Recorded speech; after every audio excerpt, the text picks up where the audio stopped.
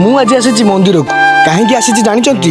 ଆପଣ ତ ଭାବୁଥିବେ ମୁଁ କୋଉଦିନ ମନ୍ଦିରକୁ ଆସେ ନା, ଆଜି କାହିଁକି ଆସିଛି? ମୁଁ ସବୁଦିନ ମନ୍ଦିର ତ ଆସେ ନା, କିନ୍ତୁ ବେଳେ ବେଳେ ଆସେ।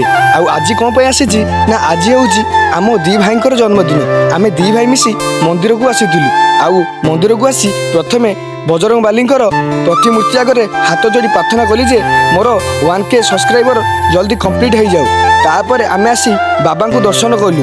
ବାବାଙ୍କ ମନ୍ଦିର ପାଖକୁ ପଳେଇ ଆସିଲୁ। ମନ୍ଦିର ଭିତରେ ଆସି ସାରିବା ପରେ ମୋତେ ଯେମିତି ଲାଗିଲା ବାବା ମୋତେ କୋଳରେ ଧରିଛନ୍ତି କି। ସବୁଆଡ଼େ ବସିବା ଅଲଗା କଥା, କିନ୍ତୁ ମନ୍ଦିର ଭିତରେ ବସିବା ସେଟା ଆହୁରି ନିଆରା କଥା। ପୁଣି ବାବାଙ୍କ ଆଗରେ ମୋତେ ତ ଲାଗୁଥାଏ ଯେମିତି ବାବା ମୋତେ ଖାଲି ଚାହିଁଛନ୍ତି ଆଉ ମୁଁ ବି ତାଙ୍କୁ ଚାହିଁଛି।